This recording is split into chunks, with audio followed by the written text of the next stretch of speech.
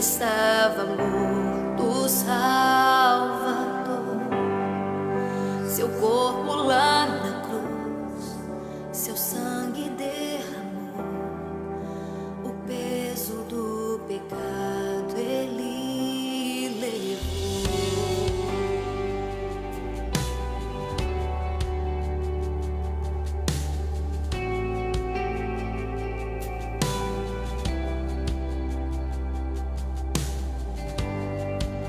Deus Pai o abandonou, cessou seu respirar, em trevas se encontrou o Filho.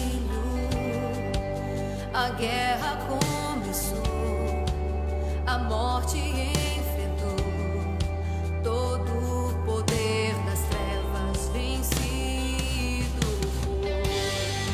A terra estremeceu, o sepulcro se abriu, e nada vencerá seu grande amor.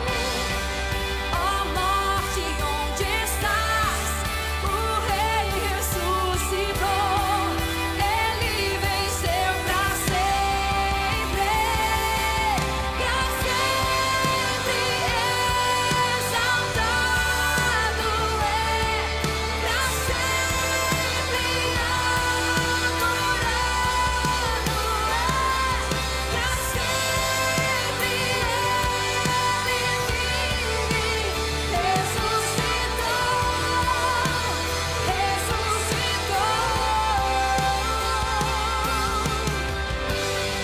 A terra estremeceu, o sepulcro se abriu, e nada vencerá seu grande amor. Ó morte, onde estás?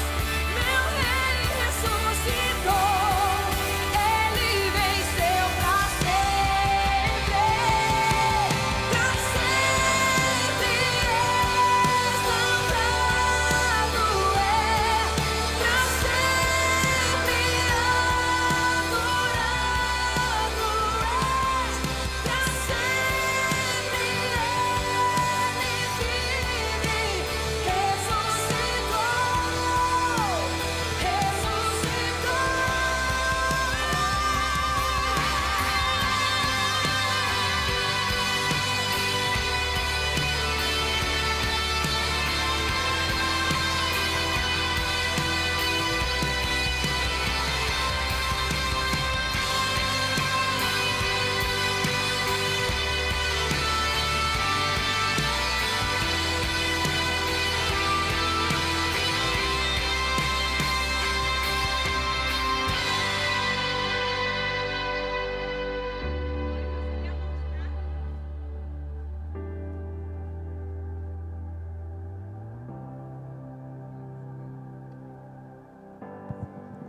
Boa noite a todos, a graça e a paz do Senhor Jesus.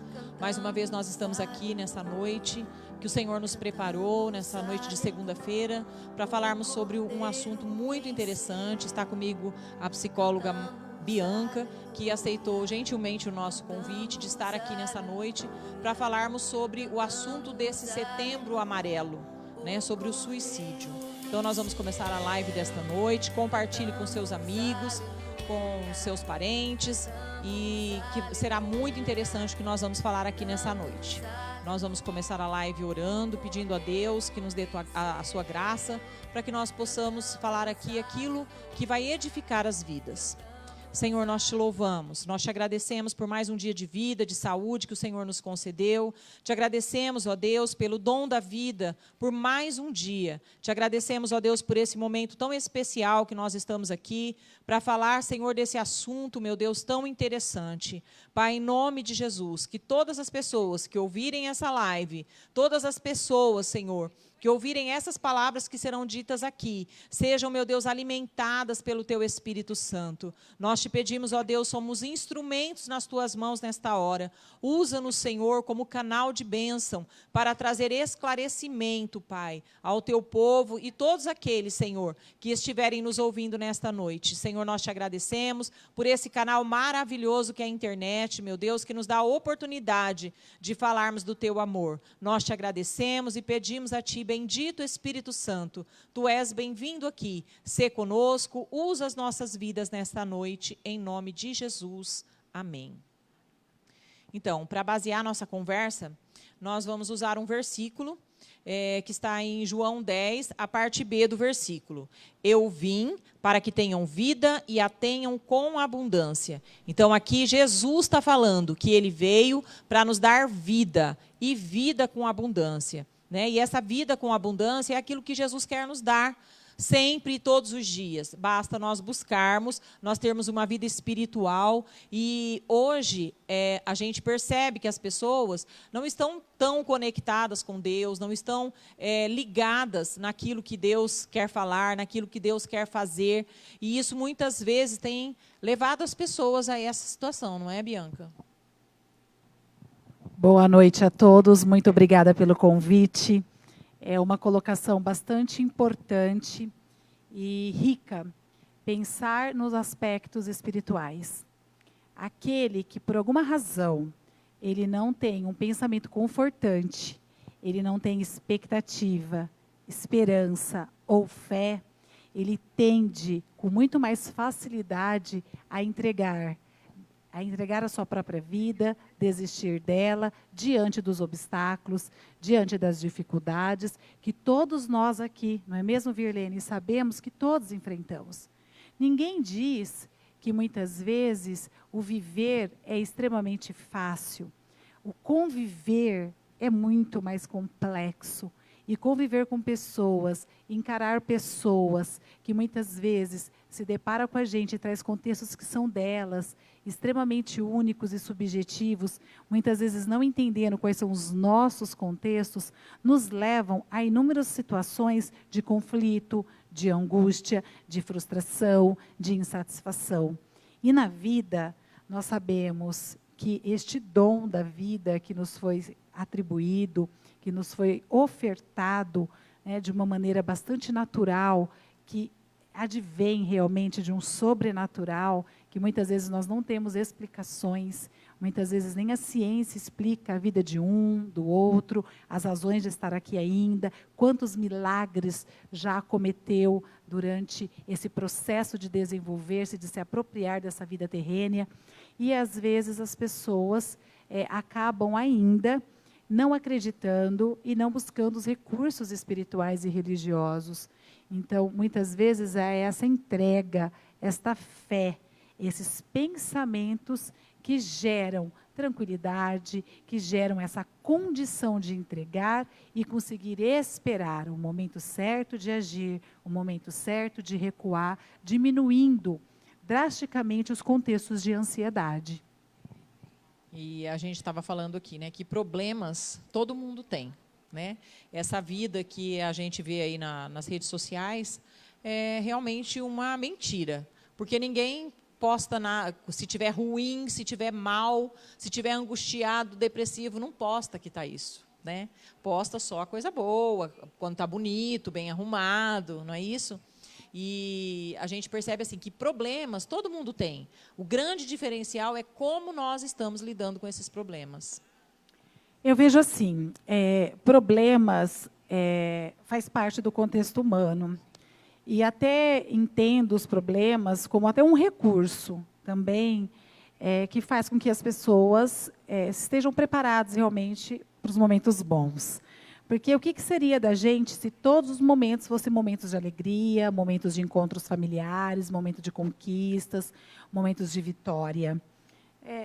Com o passar do tempo, nem esses momentos teria mais o mesmo resultado que tem quando acontece poucas vezes.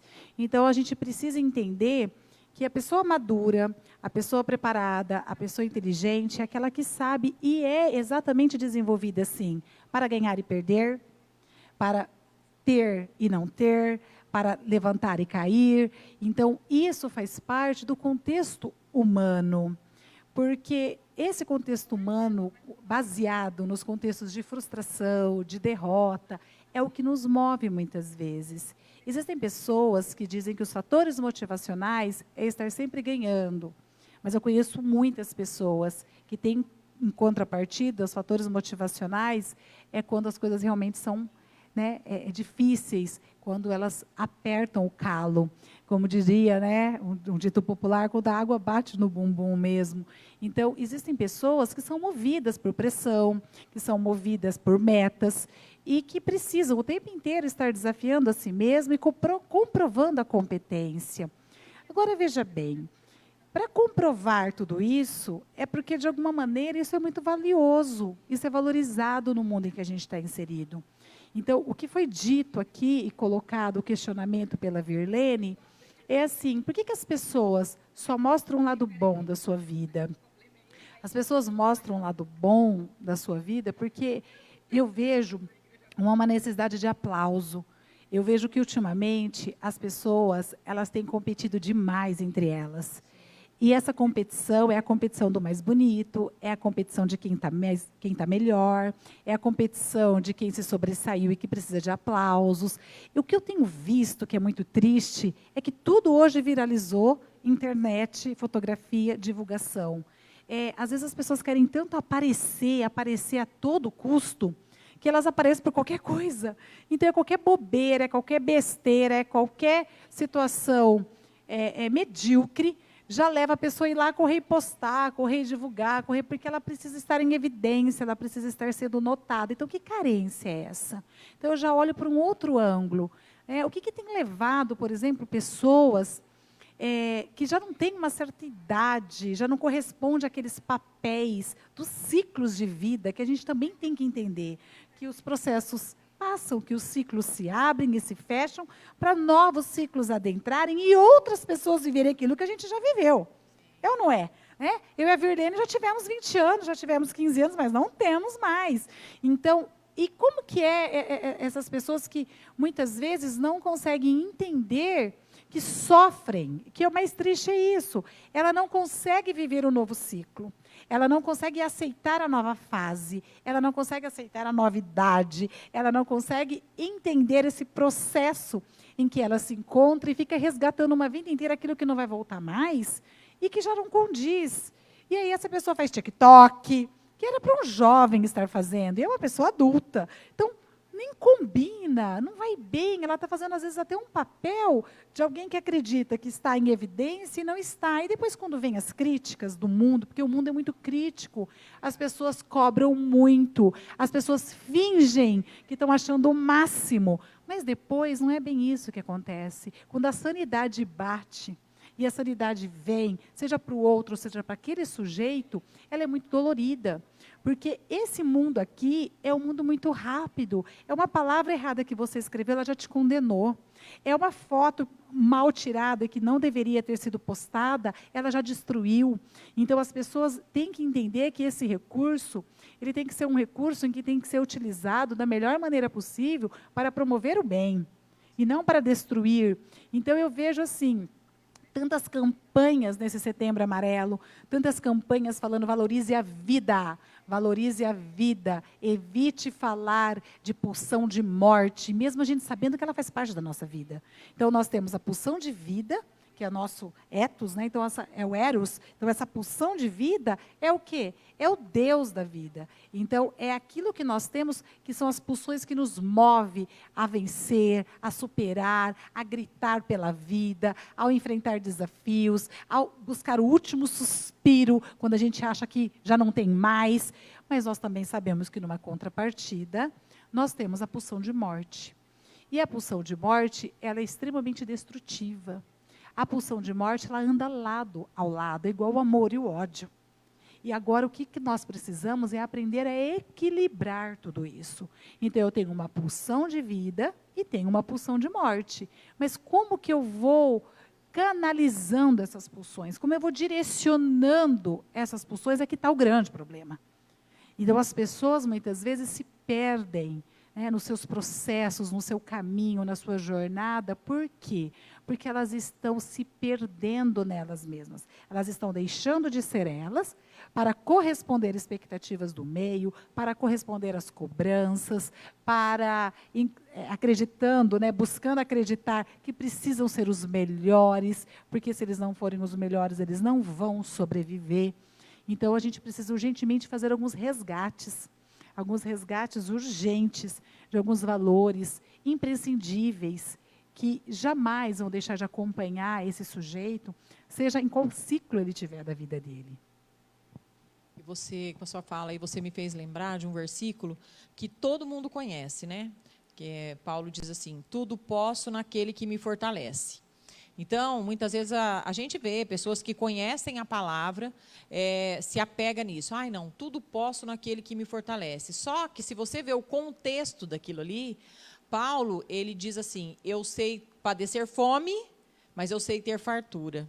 Né? Então, eu sei ter problemas, mas eu também sei ter vitórias. Né? E é isso que está precisando ser equilibrado. As pessoas tentarem lidar tanto com a fartura quanto com a faltura, né?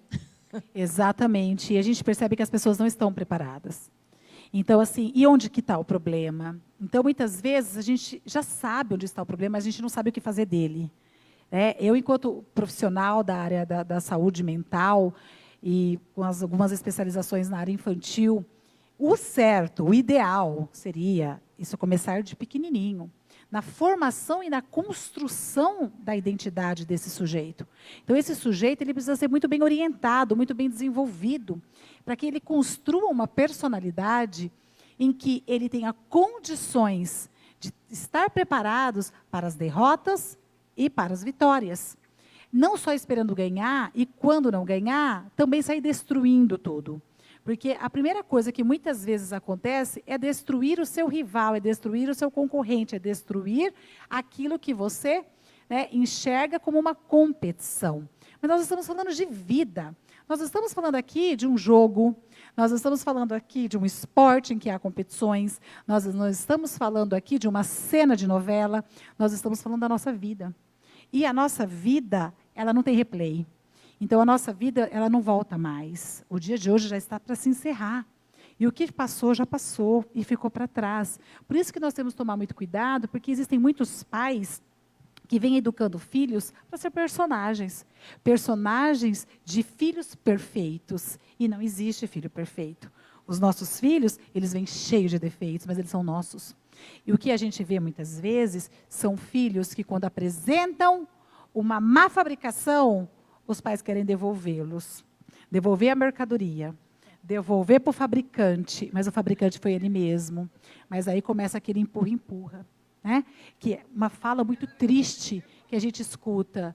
Eu que já fui conselheira tutelar, eu até comentei esse final de semana sobre isso, é um tal de chegar com o filho e falar assim: estou aqui com o problema de vocês, porque eu não aguento mais, eu não sei o que fazer com esse moleque, eu não tenho controle, ele não me obedece e tal. Mas, gente, isso não vem acontecendo para chegar nesse estupim final.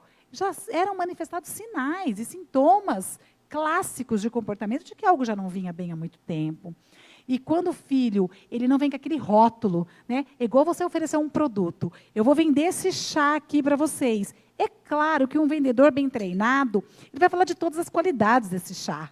Olha, esse chá é delicioso, ele é natural, ele tem inúmeros benefícios e tal, não é assim? Os filhos, eles estão vindo acompanhando da mesma maneira, como se eles fossem um produto à venda.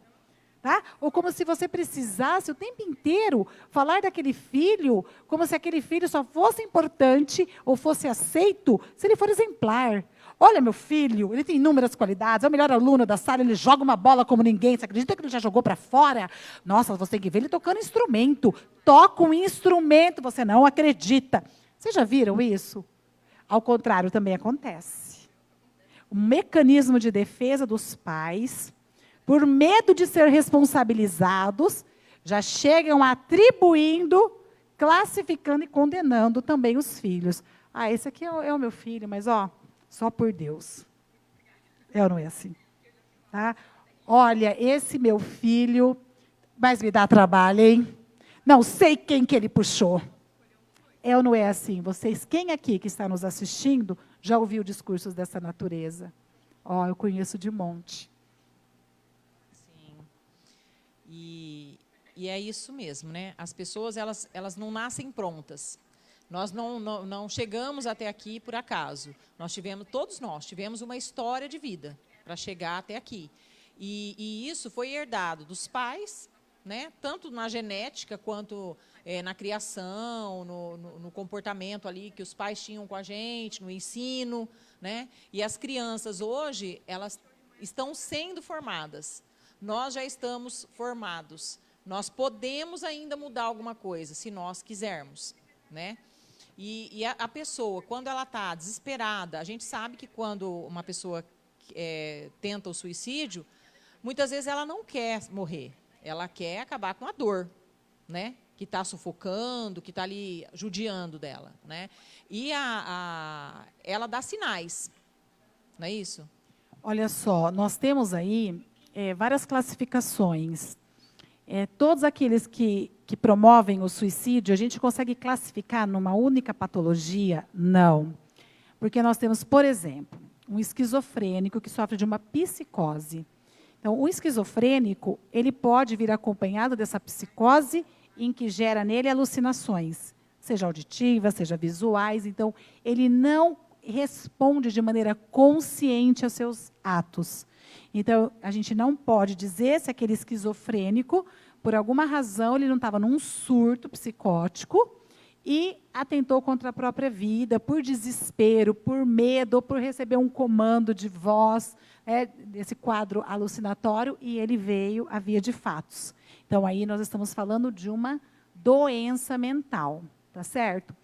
Vamos pensar no sujeito depressivo, que é um transtorno do humor, que existem algumas classificações, leve, moderado e grave.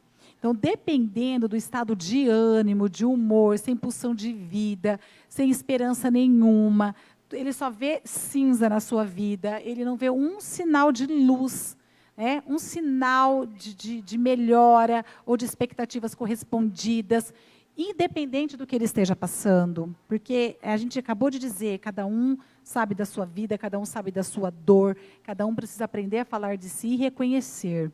Então, a gente encontra muitas vidas, distintas, histórias bonitas, histórias tristes, histórias traumáticas, histórias de superação, histórias de derrota, e assim vai. E aí, esse caso depressivo, Verlene, ele também pode vir a uma tentativa de suicídio. Ah, mas ele estava, na verdade, querendo se livrar da dor? Talvez, inclusive, dores físicas. Então, vamos imaginar alguém que tenha sofrido de uma doença severa, gravíssima, em que ele sofre diariamente e que não tenha uma droga lícita que tire essa dor.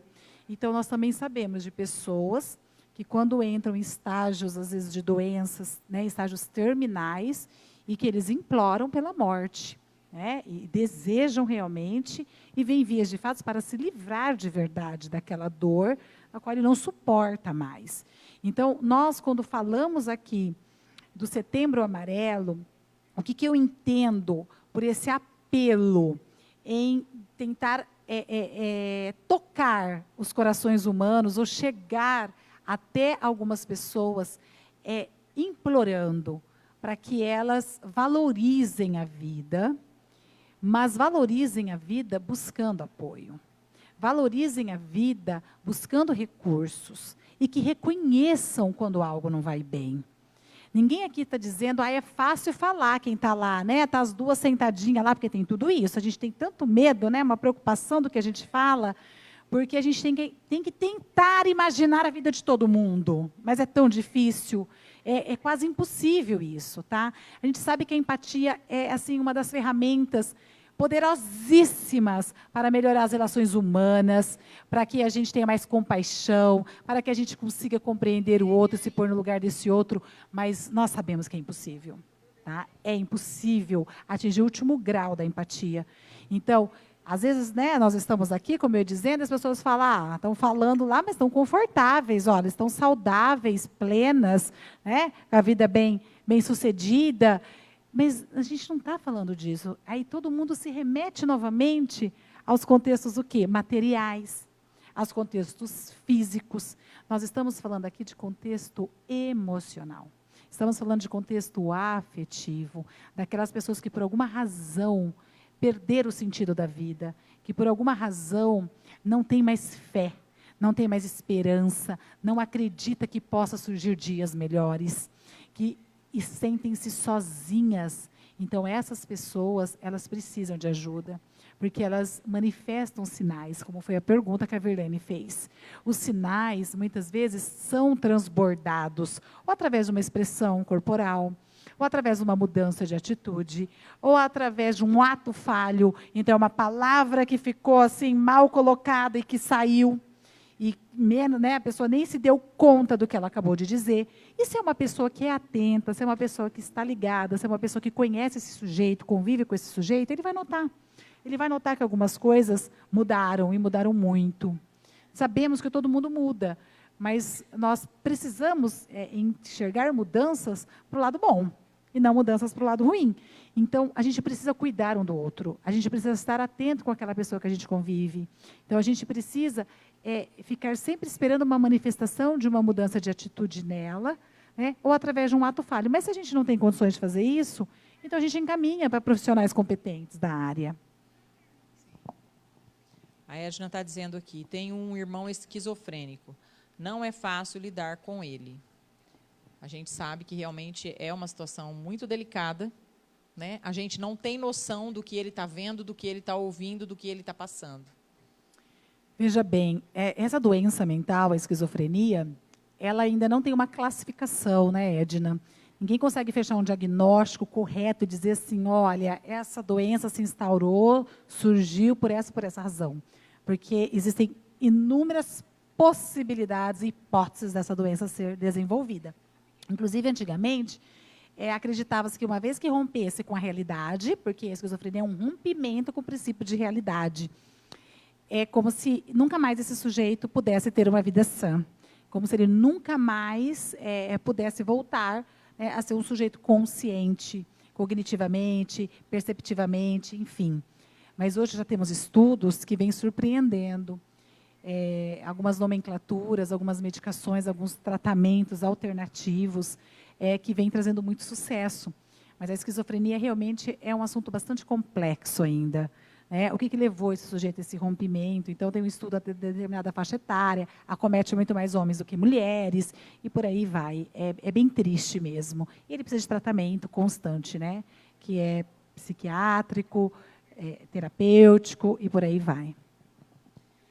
É possível que uma pessoa que tenha pensamentos suicidas ou até tenha tentado o suicídio, é possível que essa situação passe de pai para filho, de gerações, rompa gerações? Veja bem, como a gente colocou, a pessoa que atenta contra a sua própria vida, que pode estar num ato de desespero, ou para eliminar qualquer possibilidade de angústia, isso quer dizer que o pai tenha vivido a mesma coisa? Não, porque foram épocas diferentes, histórias diferentes. Mas, se a gente classificar que uma pessoa numa crise, por exemplo, de um transtorno afetivo bipolar, que atenta contra a sua própria vida e atenta contra a vida dos outros, e se já tem um histórico na família, provavelmente esse sujeito também pode vir a desenvolver. Então, é isso que a gente tem que ficar atento. A mesma coisa é para a esquizofrenia. A mesma coisa, muitas vezes, é para os transtornos de personalidade. Então, a gente também precisa pensar no transtorno de personalidade borderline, por exemplo, que o que é bem marcante neste transtorno, que é uma inflexibilidade muito grande, quando a gente fala de transtornos da personalidade. Então, são aqueles sujeitos rígidos, que são bem inflexíveis a inúmeras situações de contexto, principalmente de vínculo afetivo, de vínculo social. Então, esse sujeito que tem o transtorno da personalidade borderline, ele já tem uma demanda de vazio muito grande. Então, é um sujeito que já tem uma tendência muito grande a devanear, a ter manias de grandeza. E aí, automaticamente, quando está inserido nesse mundo, a gente volta novamente para uma crítica social. Está inserida nesse mundo, ele não vai conseguir manter por muito tempo aquilo que não é. Então, como é que ele pode ter manias de grandeza num mundo tão competitivo, num mundo tão crítico, tão cheio de cobranças? E aí essas demandas de vazio vão permanecendo, vão norteando. Então, se esse sujeito já tem esse transtorno, automaticamente alguém da família também já teve. E aí sim, existem as gerações, as heranças genéticas que nós herdamos, então é mais um motivo para a gente ficar bem alerta e bem atento. E é duro ficar atento nesse tempo que nós estamos vivendo aqui, né? A gente vê que as relações humanas estão muito ligadas a celular, a televisão, a outras coisas que não o relacionamento mesmo, interpessoal, real. Sim. Né? Sim. Nós sabemos dos inúmeros prejuízos que os meios tecnológicos têm produzido nesse cenário. E entre os inúmeros, né, que nós encontramos é o isolamento. Então, as pessoas isolam-se, sim, no mundo que ela cria, no mundo que ela busca, no mundo que ela se identifica, e ela vai rompendo com os princípios de realidade. E aí ela já não sabe mais o que é virtual, o que é real, normal, o que é saudável, o que é patológico, né? E ela vai se afastando realmente dessas características que somente o contato, olho no olho, pele com pele, toque promove. Então, é muito triste e preocupante, porque esse isolamento, esse afastamento, essa busca por um mundo que a gente já nem sabe mais se ele existe, né? Se ele de fato é verdadeiro, se ele é real, ou se é o mundo virtual misturado com o mundo real, porque está uma loucura isso. Olha nós aqui, né? Ao mesmo tempo que nós estamos aqui, né, cara a cara, tem muita gente aí assistindo. Então, assim, é um mundo que não está gravado, não foi editado, isso está acontecendo agora, então isso é real, isso está acontecendo. Mas tem pessoas que já estão perdendo essa noção. Atendi essa semana um caso no consultório, em que a mãe chega com a criança para mim, e a seguinte queixa: eu quero que você avalie, porque eu acho que ele devaneia muito. Ele, às vezes, vira para mim e pergunta: mãe, isso é real ou isso não é real? Então, assim, eu preciso fazer uma investigativa, eu não atendi a criança ainda, só fiz a triagem, né, uma anamnese, e eu vou ter que estudar para entender o que essa criança está tentando dizer.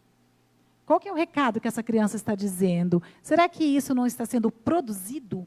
Então, a gente escuta tanto hoje falar, né, de TDAH, né, os transtornos de déficit de atenção e hiperatividade, mas nós estamos produzindo os hiperativos.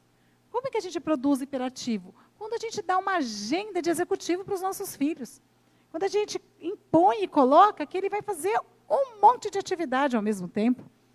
E não permitimos que essa criança seja criança e que ela elabore os seus próprios contextos. Aí depois a gente não quer um adulto agitado, um adulto ansioso, um adulto inclusive hiperativo. A gente não permite mais que as pessoas não façam nada. Tem gente que acha que não fazer nada está fadado ao fracasso, enquanto que muitas vezes não fazer nada pode representar tudo. É o seu momento com você mesmo, é o momento com o seu corpo, é o momento com os seus pensamentos, é o momento com a elaboração das suas dúvidas, é o buscar respostas, em vez de ficar buscando nos meios tecnológicos, em vez de ficar buscando, né, através de exemplos e imitação dos outros. Hoje em dia, se você disser para alguém, eu gosto de ficar sozinho, a pessoa já se preocupa, né? Mas estar sozinho é estar com você mesmo, e você tem que ser uma boa companhia para você. Nós temos que tomar cuidado, porque estar só não quer dizer viver na solidão. Nós temos que tomar muito cuidado. Existem pessoas que gostam de se reclusar para refletir, para meditar, para ler, para escrever, e é um momento dela, e todo mundo precisaria ter esse momento. Numa live até que eu coloquei no meu Insta, falando exatamente, inclusive, sobre até a sexualidade, como falar de sexualidade com os filhos, nós estamos tendo muitos prejuízos, por isso que muito abuso, muito estupro, da qual as crianças nem têm informações e não conseguem falar a respeito, porque elas não sabem como abordar os pais, porque não é permitido, porque isso é reprimido, isso é recalcado, isso é apontado como jamais. Então, não pode falar do próprio corpo, então ela já nem sabe quais são as áreas proibidas, quais não são, até onde ela pode permitir que o outro vá, até onde ela, inclusive, pode ir, porque nem ela pode explorar o próprio corpo. Isso é preocupante. Muito. Porque isso leva a gente a ver que não há diálogo, que não há amizade dos pais com os filhos, né? E isso pode também ir acarretando esses sentimentos, né? De não ser querido, de não ser estimado, de repente, eu vim a esse mundo porque, né? Acha o vazio Exatamente, porque ele não corresponde aos papéis.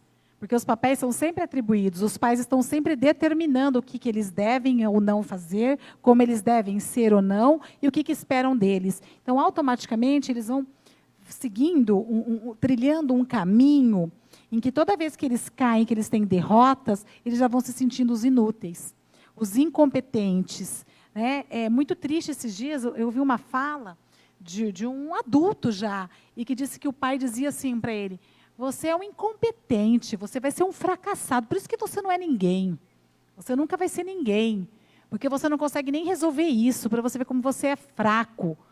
Gente, não entra na minha cabeça, não sei se, né, se doeu para alguém aqui ouvir isso, mas até eu, com 20 anos de experiência, como psicólogo e fazendo minhas terapias, é muito dolorido ouvir frases dessa natureza. É muito dolorido a gente perceber que as pessoas não respeitam as outras e passam por cima delas igual um trator. Não precisa bater. Existem falas que são tão mais destrutivas do que qualquer outra surra que esse sujeito levasse. Que marca esse sujeito para o resto da vida, ao ponto dele não esquecer. Para vocês terem uma ideia do poder que as palavras têm, do quanto as palavras salvam e do quanto as palavras destroem.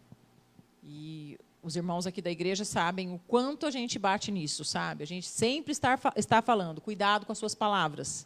Suas palavras são sementes, né? E muitas vezes a gente já ouviu, já tratou aqui, aqui ninguém é psicólogo, mas de vez em quando a gente dá uma de psicólogo aqui também, né? Quantas vezes a gente atende pessoas que ouviram isso a vida inteira: você não vai dar certo, isso não é para você, né? E Deus tem nos dado graça de trazer cura a essas pessoas, entendeu? Porque a partir do momento que essas pessoas têm um encontro com Deus, elas começam também a mudar. A Ariane disse aqui, ó, e que essas pessoas que sofrem assim possam encontrar o verdadeiro Salvador Jesus Cristo. Além de ajuda médica, oremos para que possam encontrar paz interior, que só vem de Jesus. É exatamente isso, né? A paz só vem de Jesus. Né? Mas muitas vezes as pessoas estão buscando paz em qualquer outro lugar, menos em Jesus. Então, são as fantasias, são as propagandas enganosas. Então, se hoje a gente perguntasse assim, ontem teve até uma enquete feita no programa depois do Faustão, Fantástico. Teve uma enquete no Fantástico, perguntando para os casais, sobre todos os motivos, os possíveis motivos que fez com que aumentasse demais o índice de separações conjugais e divórcios. Me parece que aumentou em 16% na fase de hoje, com a mesma época do ano anterior. E aí, estava lá algumas perguntas. Se era o uso do aparelho celular, se era falta de namorar, né? Problemas de relacionamento sexual mesmo, não dividir as tarefas de casa e os contextos e alguns outros contextos. Gente, foi uma surpresa, porque as pessoas sempre acham que o problema, né, dos relacionamentos a dois está nos contextos sexuais. Não, foi a dificuldade de dividir tarefas e a outra situação que agora eu não me lembro, e pegou todo mundo de surpresa, que é o quê? A falta do diálogo, é o que está sendo dito aqui. É a falta de compreender o outro, de se pôr no lugar do outro, porque hoje até nos casamentos existe rivalidade. Hoje a gente tem um inimigo ao lado, se a gente não tomar cuidado. É isso que tem acontecido. As pessoas, é um excesso de vaidade. Resumindo, sabe como que eu vejo tudo isso? É vaidade demais. São as pessoas querendo os aplausos e os reconhecimentos de maneira individualista. As pessoas não querem o reconhecimento de maneira coletiva, de maneira dual, de maneira grupal. É isso que tem acabado com as relações sociais, com as relações humanas aí fora. Exatamente. Então, além dessa ajuda, que essa pessoa que está pensando em se suicidar, além de uma ajuda psicológica ou de uma ajuda psiquiátrica, muitas vezes, com remédio e tal, um bom amigo pode ajudar? Faz toda uma diferença. Uma pessoa que está num ato de desespero e que está passando pela pior fase da sua vida, gente, já imaginou passar isso sozinho? Não é fácil ser só.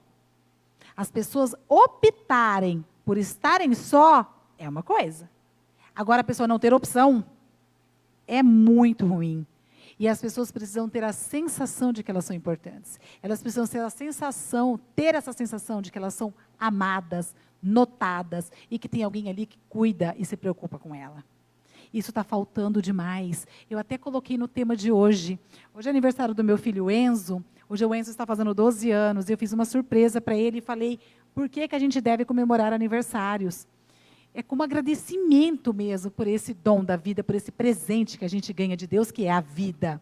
Então, a gente precisa, inclusive, mostrar para as crianças que a idade velha passou e que ela está crescendo. Então, é muito importante para ela. Até os aspectos cognitivos também são desenvolvidos quando a gente promove, né, essa comemoração. E colocando o que a Virlene falou, gente, quando a gente faz um aniversário, né, vamos partir daí, e que você não recebe um parabéns, que não tem pessoas que fazem questão de te ter um gesto de carinho manifestado através de um comportamento. Como que você se sente? Imagina uma pessoa que já está deprimidíssima, de que ela já vê tudo de uma maneira muito ruim e que mobiliza nela emoções extremamente negativas. Como que vai ser favorável o comportamento desse sujeito?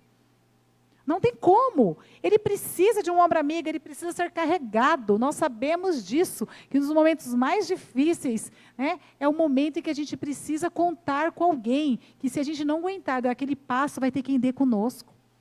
Vai ter quem faça por nós. Então, isso é muito importante. Ter um amigo, ter um bom tratamento, isso faz toda a diferença, né, para um sujeito que não vem bem. E hoje, como é difícil encontrar um bom amigo? Virlene, foi até um tema de live, eu não sei se você assistiu.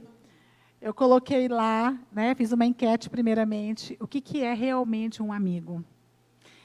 Do jeito que eu coloquei na live, eu acho que tem muita gente que descobriu que não tem.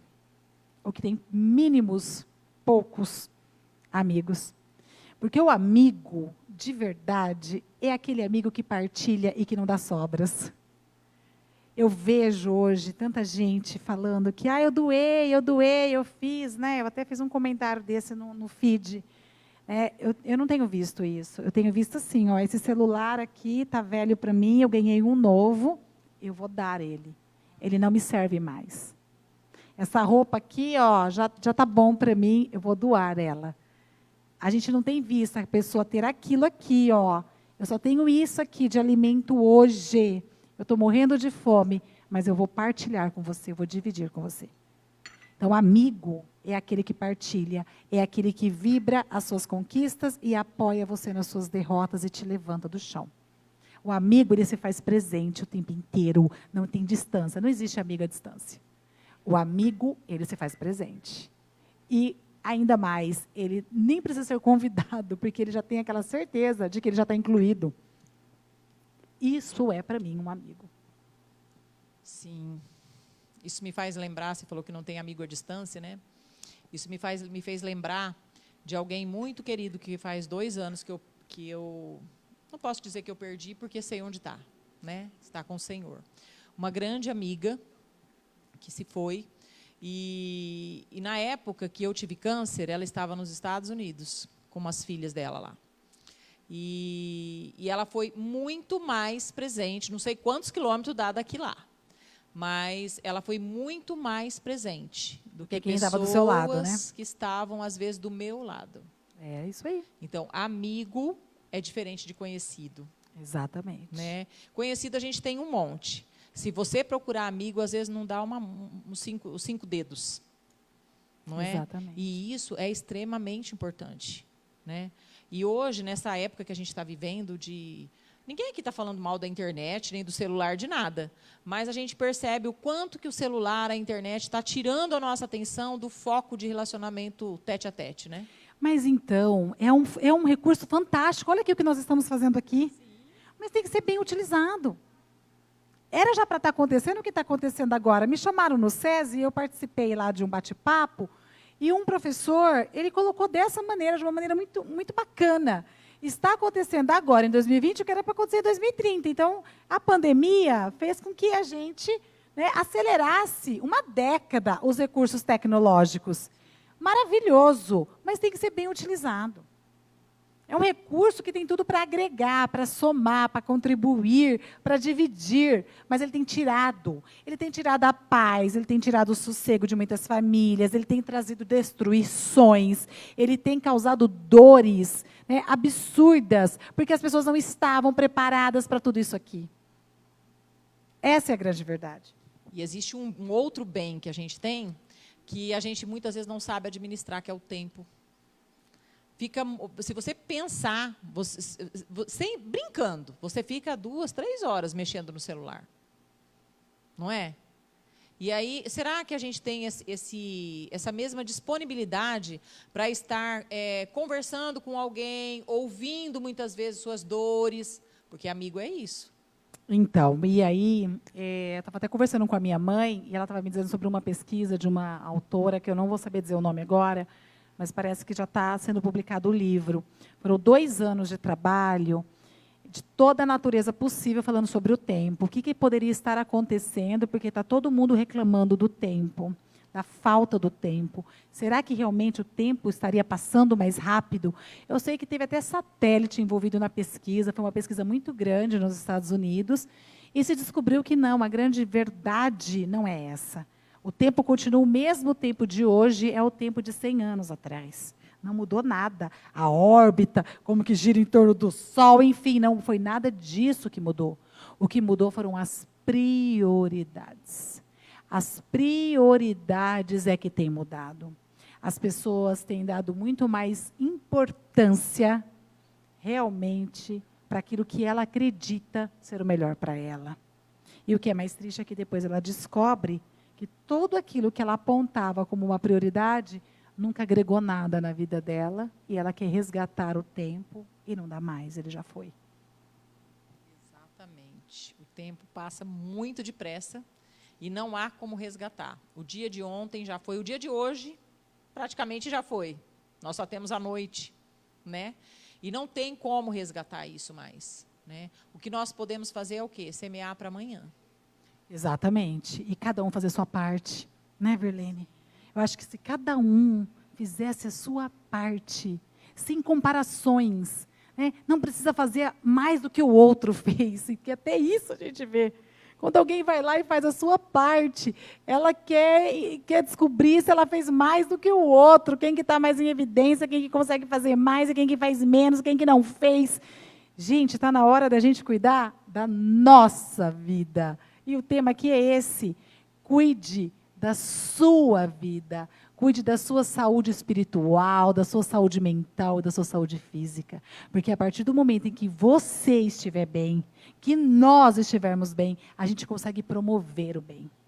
Não tem como dar amor sem ter amor para oferecer. Não tem como oferecer um braço amigo, ajudar a levantar, se nem a gente consegue se sustentar de pé. Verdade. Temos aqui alguns comentários. A Edna disse assim: o diálogo é muito importante no casamento, fortalece laços e mantém a união.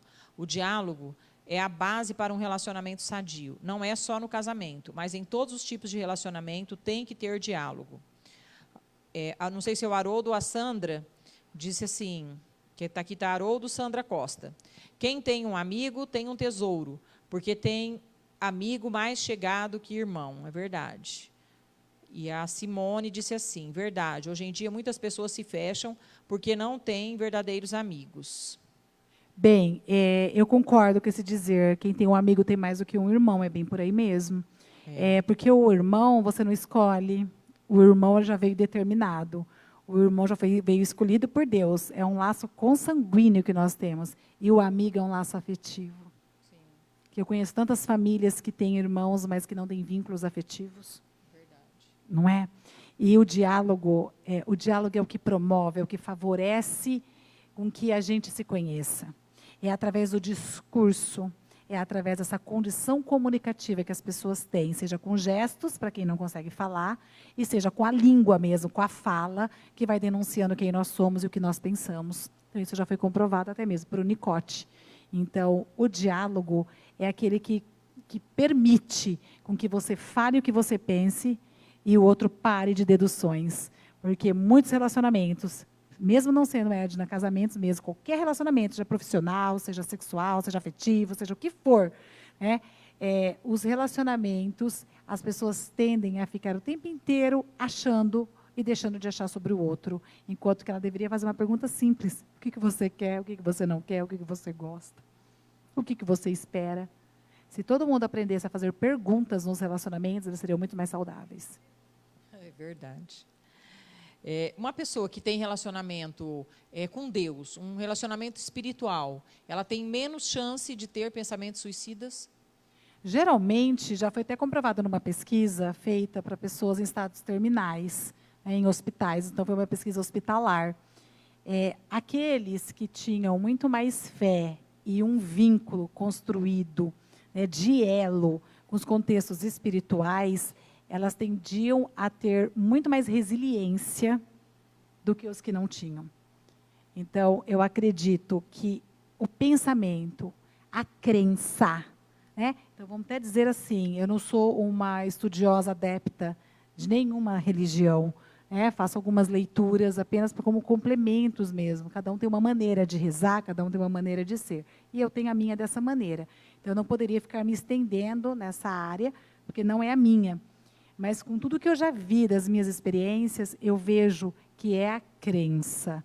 Então, tem aquele que tem a crença em Deus, tem aquele que tem a crença em Jeová, tem aquele que tem a crença em Jesus Cristo, tem aquele que tem a crença em Ave Maria, mas tem uma crença.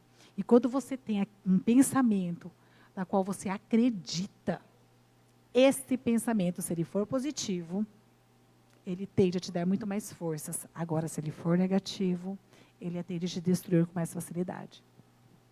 O tempo já se foi, né? Esse tempo. Que mensagem você daria para alguém, que se alguém que estivesse te ouvindo, estivesse nesse exato momento pensando em tirar a sua vida? A vida, ela não permite ensaios. A vida, ela precisa ser vivida. Chore, ria, dance, cante, pule, grite, brigue, mas viva a vida. Seja você. Busque os seus caminhos, sem preocupação com discriminação, com críticas e condenações. Faça aquilo que você dá conta de depois poder responder, mas seja você. Exatamente isso aí, né? Tudo que a gente faz é uma semente. Tudo isso vai germinar, vai dar fruto, e nós vamos ter que dar conta desses frutos, né? A nossa vida é um presente que Deus nos deu, com liberdade de escolha, né? Que é o livre-arbítrio. Então, Deus nos deu a nossa vida, e nós vamos prestar conta do que nós fizemos com essa vida. Então, que nós possamos refletir a cada dia em tudo aquilo que nós fazemos, aquilo que nós vamos dizer, aquilo que nós vamos oferecer para as pessoas, até em relacionamentos com os nossos filhos, com os nossos maridos, com o irmão da igreja, com a pessoa que trabalha na sua casa, com o profissional, como qualquer pessoa, que a gente tem vários papéis, e que em todos os papéis que nós executarmos, nós possamos fazer tudo para a glória de Deus. Bianca, quero te agradecer mais uma vez pela tua presença aqui, é sempre muito bom te ouvir, gosto muito. E acrescenta muito para nós, espero que tenha acrescentado também bastante para os nossos irmãos que estão conosco aqui. E até uma próxima oportunidade, né? Eu que agradeço, podem contar comigo sempre. Para mim é uma honra, é um prazer estar aqui com vocês. Muito obrigada, uma boa noite. Vamos fazer uma oração para terminar. Pai, nós te louvamos. Nós te agradecemos, Senhor, por esse momento que nós passamos aqui, falando coisas, Senhor, da nossa vida. Pai, em nome de Jesus, que o Senhor nos ajude, cada um de nós, a cuidar da nossa vida como um bem precioso, do qual nós vamos prestar contas para Ti. Senhor, em nome de Jesus, continua abençoando a nossa vida, guiando os nossos passos, continua, ó Deus, nos usando nas Tuas mãos, porque somos instrumentos Teus. Pai, no nome de Jesus, se conosco, dá-nos uma noite alegre, abençoada, na Tua presença, Pai, juntamente com os nossos familiares. É o que nós te pedimos, Senhor, gratos por tudo, em nome de Jesus. Então, irmãos, como nós vamos fazer umas mudanças. Como voltou já o presencial, as nossas lives de segunda passarão para sexta-feira. Então, a partir de outubro, elas estarão na sexta-feira, no mesmo horário. Tá bom? Aguardamos vocês. Que Deus abençoe cada um. Obrigado por estar conosco nesses momentos. Deus abençoe.